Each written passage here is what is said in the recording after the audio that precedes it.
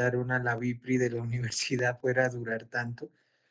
De hecho, desde las 5 estábamos allá y apenas ahorita, hace un ratico se acabó, vine inmediatamente. Qué pena de nuevo con ustedes. Es que una reunión que le dicen a uno que dura una hora es una hora. Entonces, qué pena.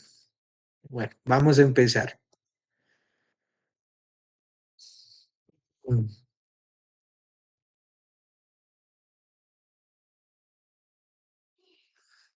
Creo que están viendo mi pantalla.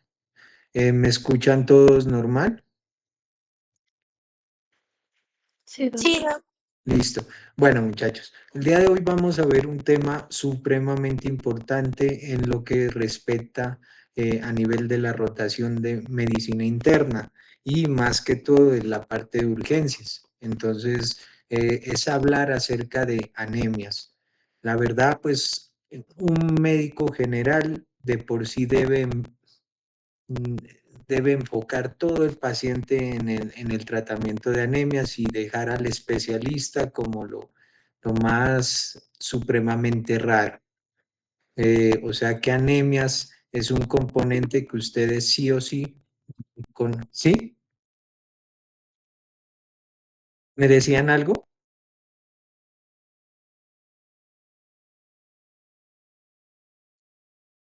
Ah, listo, perfecto. Me dicen antes de que se cierre para no seguir hablando, ¿vale? Listo. Bueno, entonces es un tema supremamente importante a la hora de abordar un paciente de estos. Entonces vamos a empezar con un caso clínico. Bueno, este es un paciente, digamos que es María Pérez, 34 años, es de sexo femenino. No le hagan caso a la foto de al lado, la foto de al lado solo la puse para distraerlos.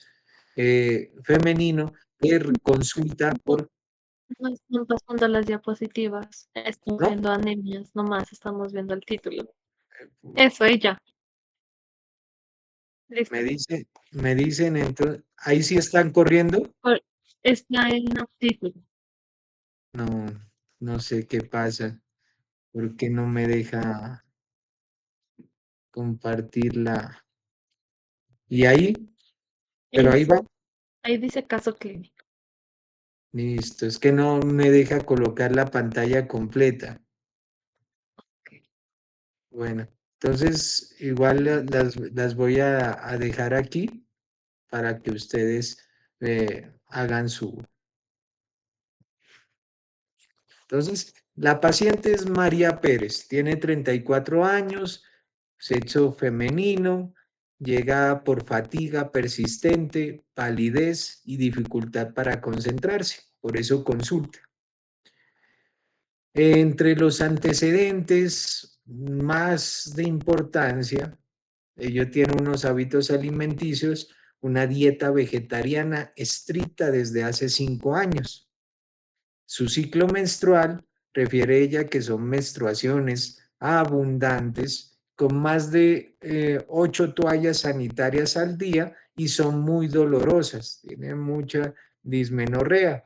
Entonces, como les digo, la foto de aquí es solamente para distraerlos, pero vamos a ver cómo lo encontramos. Entonces, miren que los signos vitales la paciente tenía una tensión arterial normal, una frecuencia cardíaca también normal y del resto de los signos sin alteraciones. Lo único que llamaba la atención era la palidez conjuntival marcada que tenía y a nivel cardiopulmonar que se le escuchaba un soplo sistólico funcional, sin edemas periféricos, abdomen normal y las extremidades con un llenado capilar lento. Se decía que era de 5 segundos y unas uñas quebradizas. Los paraclínicos ambulatorios reportaron una hemoglobina de 9 con un volumen corpuscular de 70 y un índice de distribución eritrocitaria de 17% y una concentración de hemoglobina corpuscular media de 18. ¿Alguien de pronto de los que están aquí me puede clasificar esa anemia?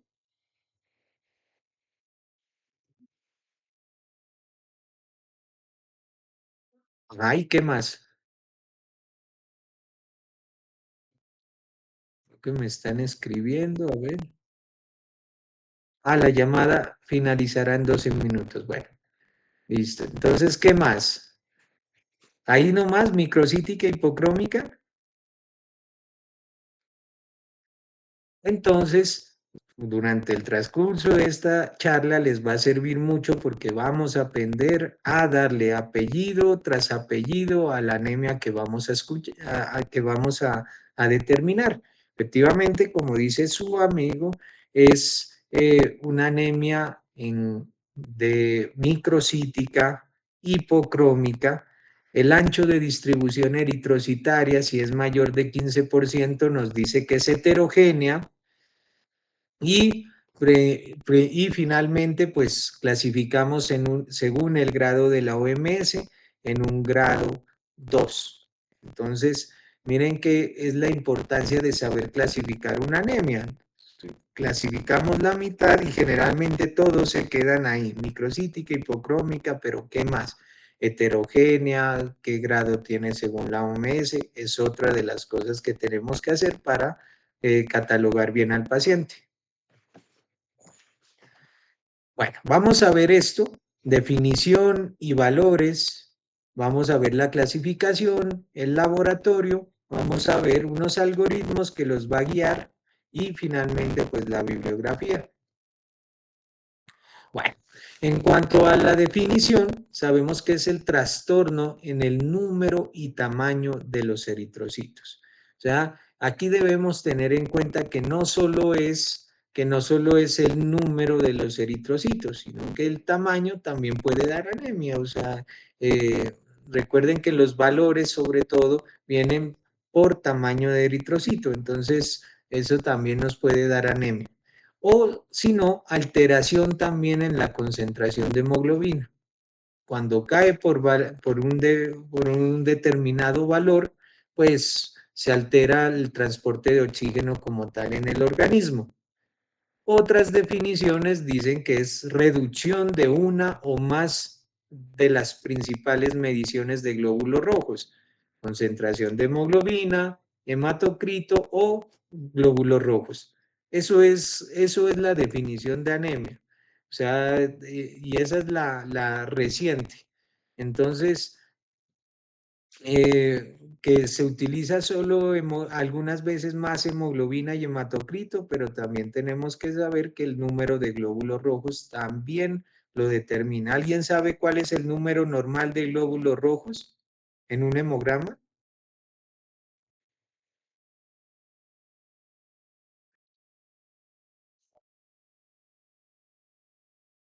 Sí, ajá.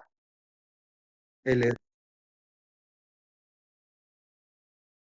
Sí, 4.000 a 5.000 eritrocitos por cc cúbico. Entonces, miren que es importante conocer el valor porque por debajo también nos va a decir, bueno, pilas porque de pronto hay un proceso de anemia. Estos son los índices eritrocitarios. Como les decía, los principales, pues además de la hemoglobina, que nos va a dar el grado de anemia, el hematocrito, que nos va a decir si el paciente está hemoconcentrado o hemodiluido, básicamente ese es el papel. Vamos a encontrar estos tres índices: volumen corpuscular medio en femtolitros, que lo normal generalmente va a ser de 82.5 a 98, digamos para que no se confundan, de 80 a 100, ¿ya? Eso es lo normal. Por debajo de 80 microcítica, por encima de 100 macrocítica. La concentración de hemoglobina corpuscular media, que generalmente va de 32.5 a 35.2. Entonces, de 32 a 36 generalmente es el valor que está por debajo de 32, pues es hipocrómica, más de 36 generalmente indica hipercromía.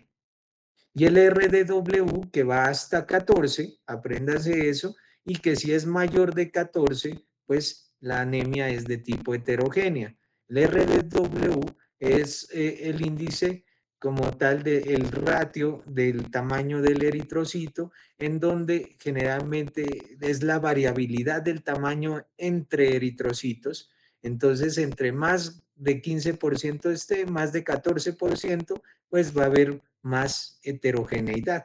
Entonces, es importante. Pero entonces no me quedo solo ahí. ¿Qué debe sí o sí tener un paciente que tiene una anemia?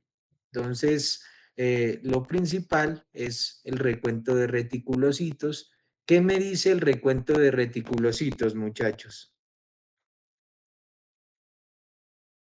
Hay presencia de células inmaduras, entonces sería básicamente como regenerativa. Exactamente, si la anemia es regenerativa o arregenerativa. Entonces ya vamos a ver que no solo los parámetros de hemograma nos van a dar como la causa o probable origen de la anemia, sino que tenemos que irlo complementando con recuento de reticulocitos que me dice si de pronto esa médula sí está trabajando bien o si de lo contrario esa regenerativa pues la médula no está trabajando adecuadamente.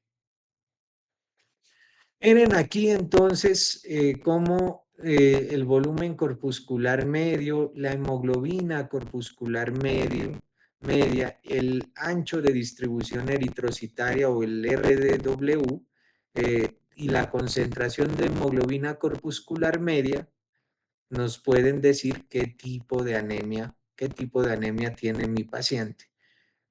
Recordar las definiciones, porque no, o sea, si solo me aprendo un valor y no sé qué significa, pues voy a tener mucho problema a la hora de poder analizar sobre todo estos resultados.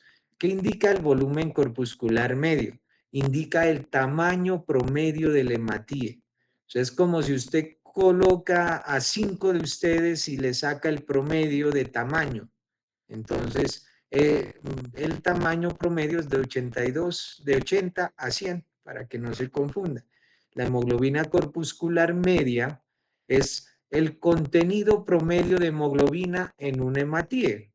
Entonces, coge varios hematíes y les analiza qué contenido tiene la hemoglobina.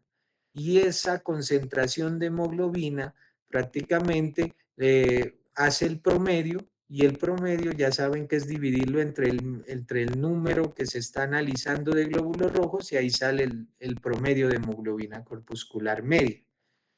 El ancho de distribución del volumen eritrocitario, como les decía, es la variabilidad. Por ejemplo, yo coloco un alto de ustedes con un chiquito, con un mediano, con otro alto y hago posteriormente el cálculo de la variación de tamaño que tienen entre ustedes. Entonces, eh, obviamente, entre esté más de 14%, pues voy a tener una anemia de tipo heterogénea. Y si está menos de 14% es homogénea. ¿Qué quiere decir? Que sí, los eritrocitos están del mismo, están chiquitos, hay anemia, pero están del mismo tamaño. Eso quiere decir un ancho de distribución eritrocitaria menor del 14%. Concentración de hemoglobina corpuscular media es la concentración promedio de hemoglobina por hematíe. Entonces, aquí ya saca no el contenido promedio que lo diferencia de la hemoglobina corpuscular, porque ese es el contenido. Acá es la concentración de hemoglobina. Entonces, esa concentración de hemoglobina, lo normal es hasta 36. Entonces, para que lo diferencien muy bien de hemoglobina corpuscular media. Las consideraciones, hay que saber que no todos van a tener la misma hemoglobina. Entonces, como pueden ver, los niños pues tienen concentraciones de hemoglobina. Para decir que el niño no está anémico, pues tiene unas concentraciones que son superiores a las de humanos, inferiores a las de humanos. Ellos se dice que una hemoglobina de 11 tal vez ya empieza a hablar de un grado de anemia. En los varones, por ejemplo, ya sabemos según la OMS que una hemoglobina de 13 o más es normal, pero 13 o menos ya empieza a haber anemia. Y en las mujeres que no están embarazadas, pues lo normal es que esté a 12 o más. Si está en 12, en menor de 12, pues ya hablamos de un proceso de anemia. Entonces, en las embarazadas, como necesitan más hierro, ¿sí? Listo, no hay problema. Ya estoy pendiente del link.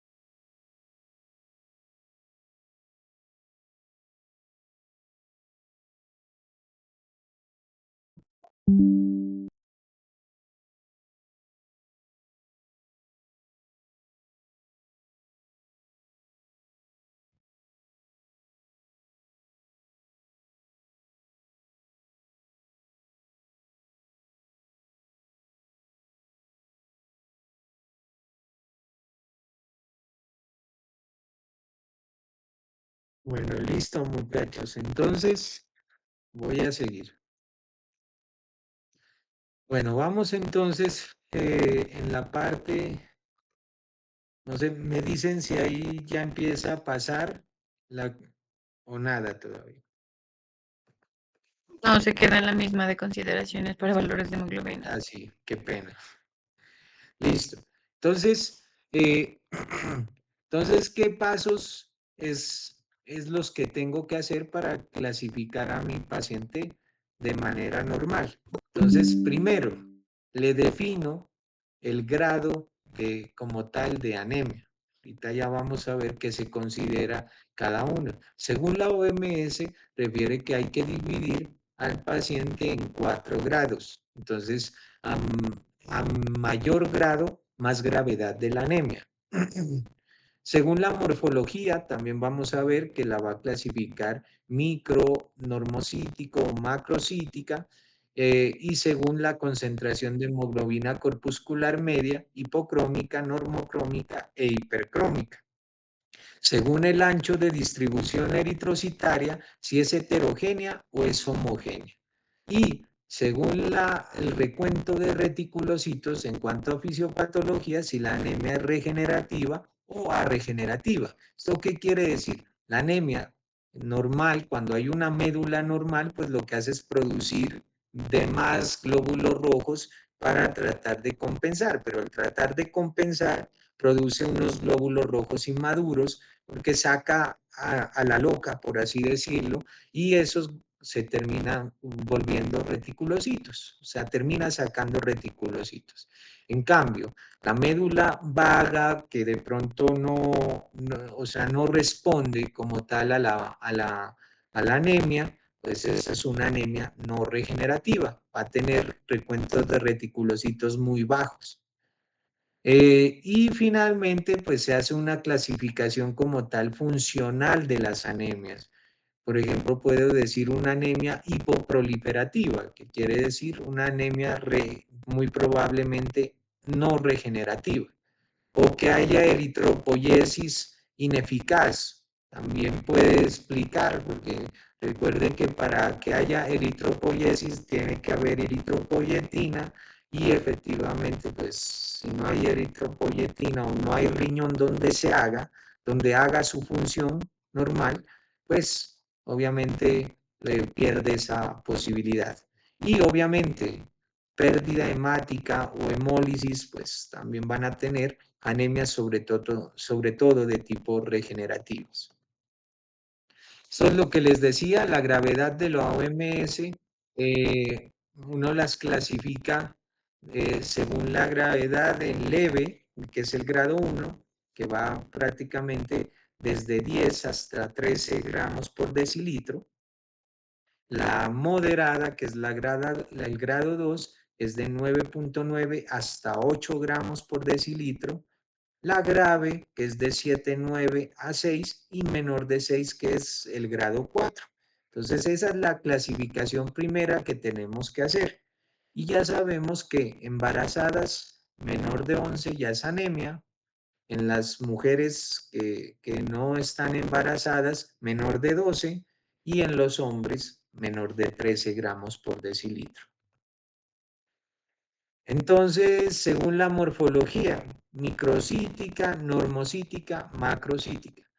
Pena repetir tanto, pero esto algunas veces se nos olvida y pues es lo que más claro debe quedar. Hipocrómica, según la hemoglobina corpuscular media. Hipocrómica, menor de 27, normocrómica de 27 a 34, hay otros que dicen 36, e hipercrómica mayor de 34. Y según qué tamaño tienen los eritrocitos, pues hay heterogénea, si la variabilidad es mayor del 13.5, 14%, apréndase, y homogénea si es menos del 14%. Entonces, esto es lo primero y más básico que lo da todo el hemograma que usted tiene que hacer para clasificar el paciente con anemia. Entonces, aquí nos vamos a, según la fisiopatología, pues anemia regenerativa, pues ya sabemos que es la respuesta reticulocitaria y se caracteriza por regeneración medular en respuesta a una anemia regenerativa. Hay que buscar o hemólisis o hemorragias. Está perdiendo sangre o está destruyendo las células de la sangre. Una de dos. Y ya sabemos que las hemólisis pueden ser adquiridas o hereditarias. O una hemorragia pues puede ser aguda cuando nos llega el paciente con shock hipovolémico, secundaria hemorragia digestiva, por ejemplo, o puede ser crónica, el paciente que ya lleva cada vez con hemoglobina menor, pérdidas crónicas y le hacen una sangre oculta en ese sale positiva, pues ahí está la causa. La anemia no regenerativa, que es básicamente la central, ustedes cuando miren un recuento de reticulocitos bajo, pues váyanse a la primer causa. Entonces, ¿cómo hacen para mirar las causas? En primer lugar, tiene que preguntarse, ¿será que no hay hierro para que esa médula no me produzca glóbulos rojos? O sea que hay que hacerle un perfil de hierro. La alteración de la eritropoyesis, ¿será que hay de pronto algo que no me deja producir bien las células de la sangre? ¿O de pronto hay algo que me está impidiendo que el estimulante de colonias de eritropoyesis, que es la eritropoyetina, salga como una enfermedad renal crónica, por ejemplo? Y hay que ver que si no sea secundaria a enfermedades sistémicas como el VIH, el lupus, o que haya un estímulo bajo de eritropoyetina. Entonces, todo eso nos tenemos que preguntar cuando la anemia es no regenerativa. Cuando es regenerativa es fácil porque va a estar más de 2% de regenerativa y de reticulocitos, y pues eso nos va a decir si de pronto lo que está pasando es una hemólisis o una hemorragia. Entonces, ¿qué voy a hacer en el paciente? ¿Qué voy a solicitar? Que ya tengo cuál es la anemia, ya la he clasificado bien, pues ahora sí, miro si es regenerativa o arregenerativa. Y para esto solicito el recuento de reticulocitos. Si está menos de, si está más, vámonos por el lado derecho. Si está más por el lado de mayor de 2.5 el recuento, puede ser que mi paciente tenga hemólisis o hemorragia. Entonces, ¿qué tengo que hacer? Buscar pérdidas sanguíneas, mirar si hay de pronto defectos metabólicos, hemólisis intravascular, hemoglobinopatías que puedan describirlo también, o si hay hemólisis por fragmentación. Y aquí viene una pregunta supremamente importante. ¿Ustedes conocen recuento, qué es el perfil hemolítico?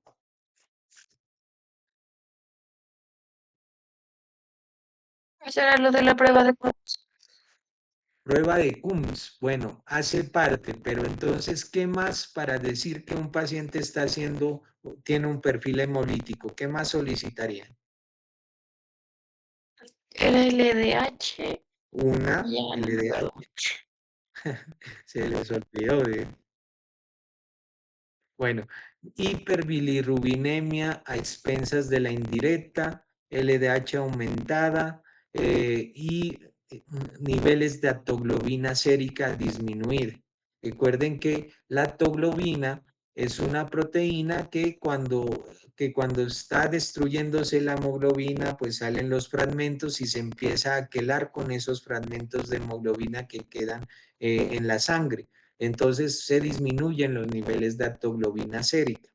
Entonces, ese es un famoso perfil hemolítico, para que lo tengan muy en cuenta. Y si es menos de 2.5, si miro si es normocítica, normocrómica, muy seguramente pues me diga que hay de pronto una lesión a nivel de médula ósea o de pronto hay una infiltración de la misma, una aplasia medular, por ejemplo. La causa más frecuente de esta normocítica, normocrómica, después de descartar una lesión de médula ósea, la deficiencia de hierro también.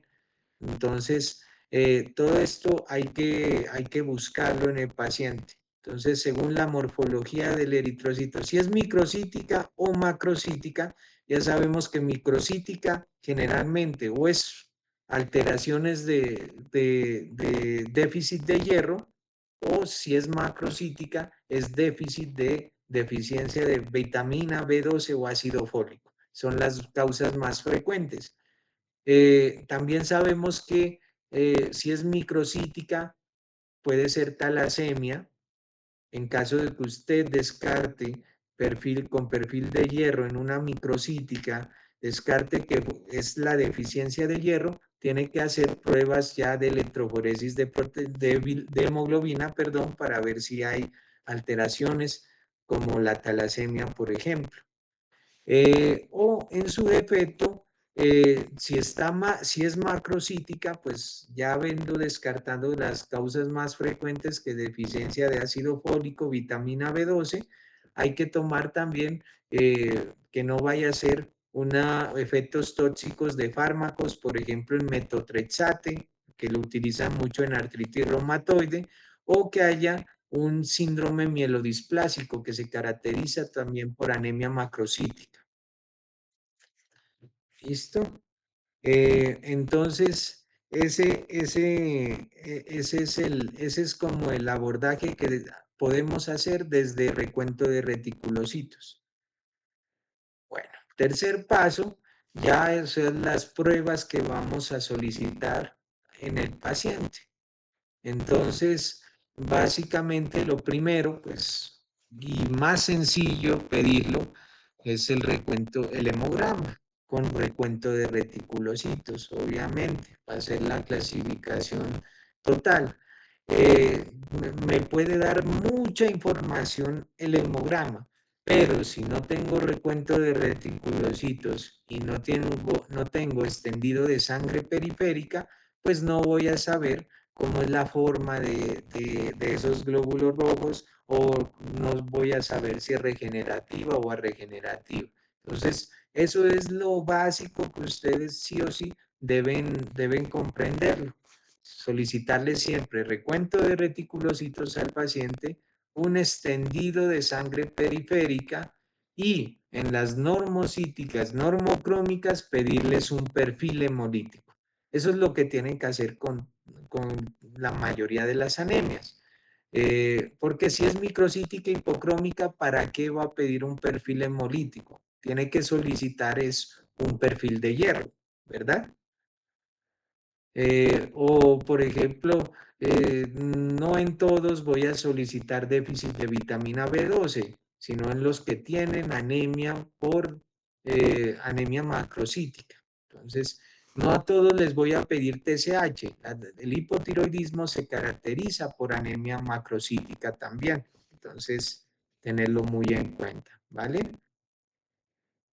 Luego, pues el análisis medular es lo último que llegamos a hacer, en que después de mirar todo y pasar por todos los componentes que prácticamente nos da el hemograma del lado izquierdo, paso al lado derecho, que es el estudio del hierro, y un análisis medular, que ya lo hago por aspirado o una biopsia. Entonces, pero es lo último a lo que llego. Entonces, cuando no he encontrado ninguna causa y pues el paciente sigue anémico, no ha respondido a manejo o tiene dos o más líneas celulares alteradas, pues lo ideal es buscar en médula, que es la principal causante central.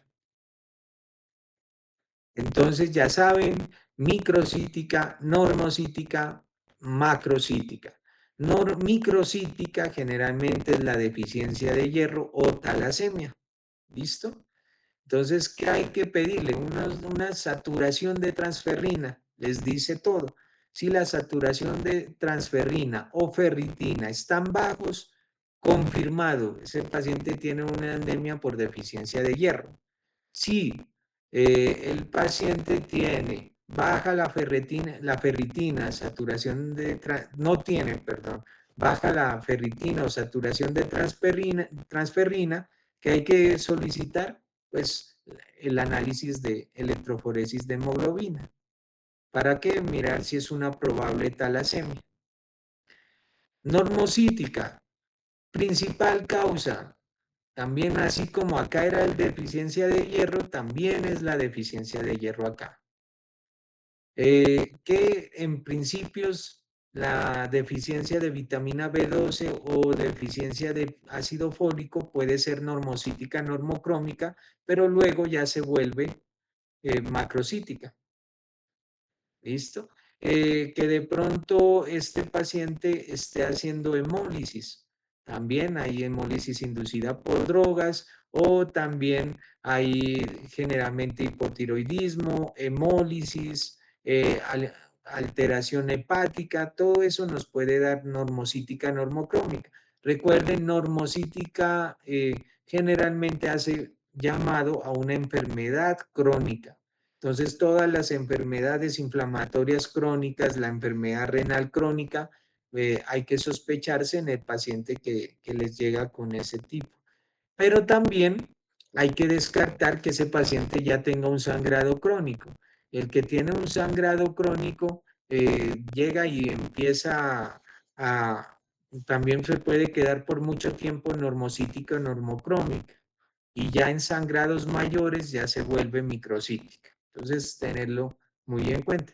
Y si es macrocítica mayor de 100, pues hablamos de deficiencia de vitamina B12 u ácido fólico, o hipotiroidismo o enfermedad hepática que también la puede dar. Entonces, eso es lo que tenemos que tener en cuenta. Y como otros exámenes, otros algoritmos, que BCM bajo, déficit de hierro o talasemia. ¿Listo? Volumen corpuscular normal le sirve para guiarse. Si los reticulocitos son bajos o normales, pues hay que buscar unas enfermedades crónicas que son menos frecuentes que alteren la médula. Entonces, infecciones, intoxicaciones por plomo, hemorragias agudas. Las hemorragias agudas siempre tiene al principio un recuento de reticulocitos bajo normal, pero luego ya se hace alto cuando ya es demasiada la pérdida. Si tiene recuento de reticulocitos altos, tengo que descartar si hay evidencia de hemólisis. Entonces, recuerden, BCM, anemia normocítica, normocrómica, homogénea, heterogénea, que tenga volumen de reticulocitos, un recuento de reticulocitos altos, hay que descartar hemólisis.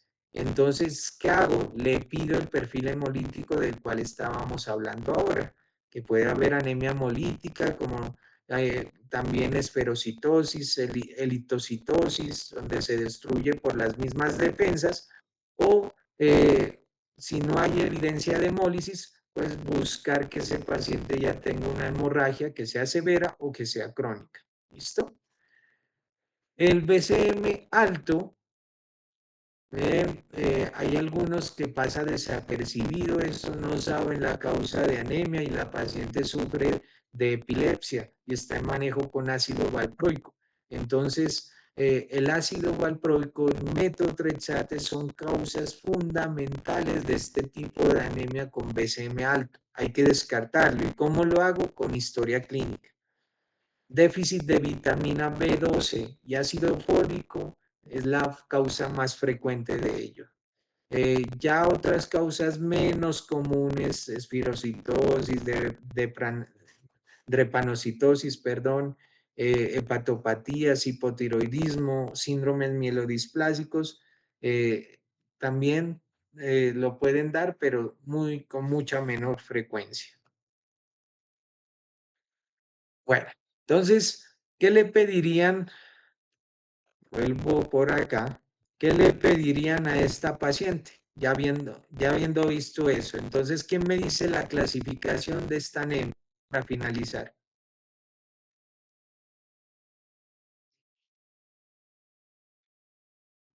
Los escucho. Daniel García.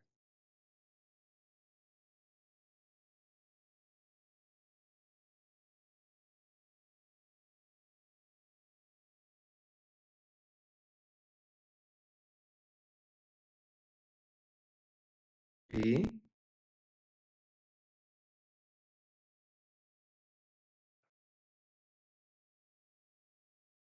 Perfecto. ¿Qué le pedirías entonces a esa paciente?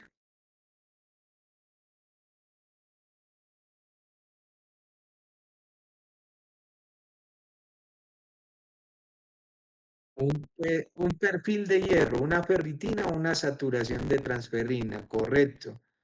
Entonces, si te digo estos valores no, pues ya está el diagnóstico. Qué pena que esto tenía animaciones, pero como me tocó presentar así, entonces una ferritina de 8, que lo normal es ya una ferritina por debajo de 100 ya indica prácticamente anemia, entonces este la tenía en 8. El hierro sérico en 30, lo normal entre 60 y 170. Miren que una capacidad de unión del hierro, de hecho, elevada y una saturación de transferrina baja. Entonces, ¿qué pasa aquí esta es la causa más frecuente y a usted no se le debe pasar desapercibida?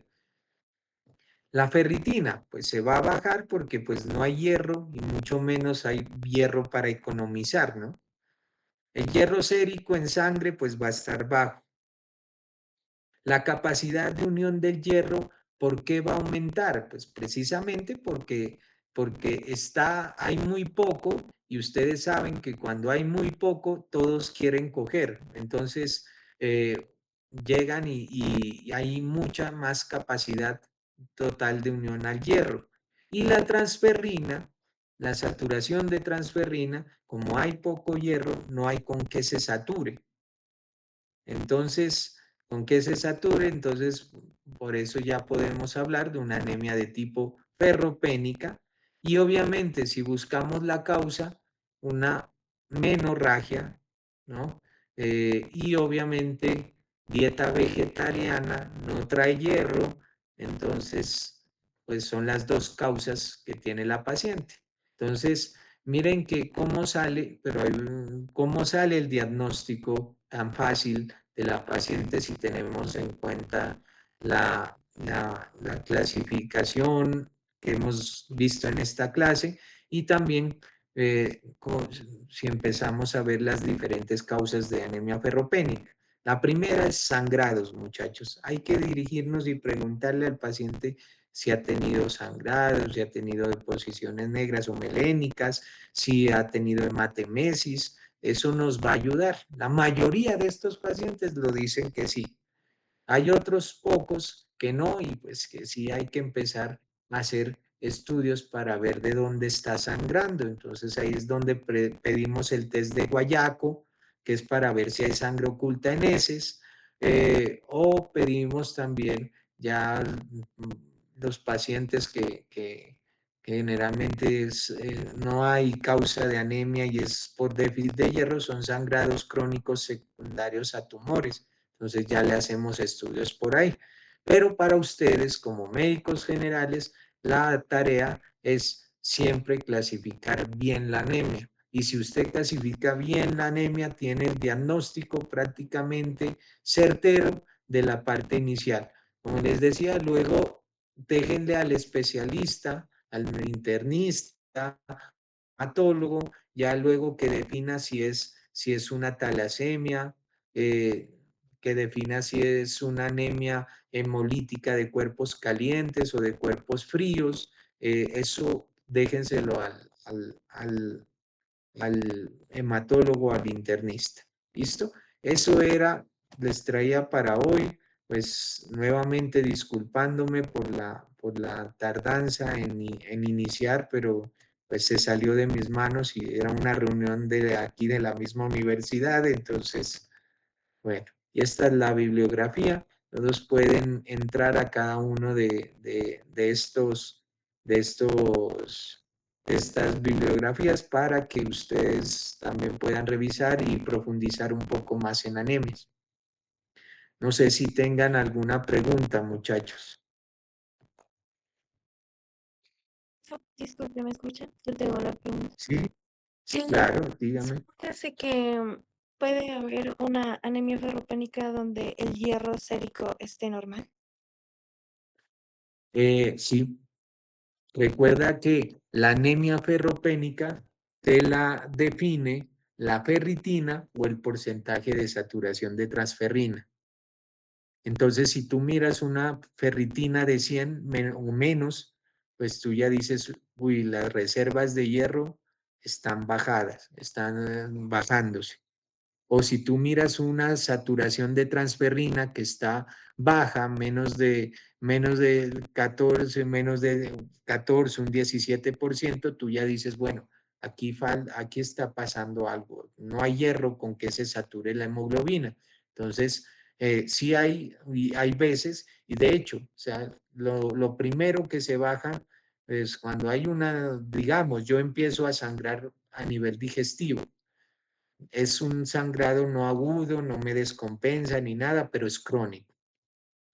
Entonces, ¿qué pasa? Yo sangro y se van acabando las reservas. O sea, ¿cuáles son las reservas? La ferritina a nivel del hígado. Entonces, se van acabando, hasta que se acaba absolutamente todo. Si se acaba absolutamente todo, pues ya voy a empezar a ver un hierro sérico disminuido. Como no tengo hierro para saturar la transferrina, pues, ¿qué pasa? Va a estar baja. Entonces, eso es como la explicación y sí puedes tener ferropénica con hierro normal. Entonces, pero recuerda que quien lo define es la ferritina y el porcentaje de saturación de transferrina, más que el hierro sérico. Ah, listo, muchísimas gracias, Doc. Con gusto. ¿Alguna otra pregunta, muchachos? Aprovechen.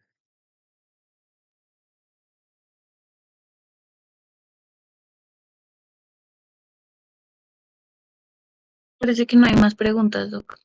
Ah, bueno. Bueno, Charlie, para todos, pues de nuevo, disculpas y espero pues que esta charla es muy productiva porque es lo que usted debe saber, se haya quedado claro. Entonces, muchas gracias, muchachos. Gracias, doctor. Gracias, Doc. Hasta luego. Les vaya muy bien, hasta luego. Listo. Gracias, Doc.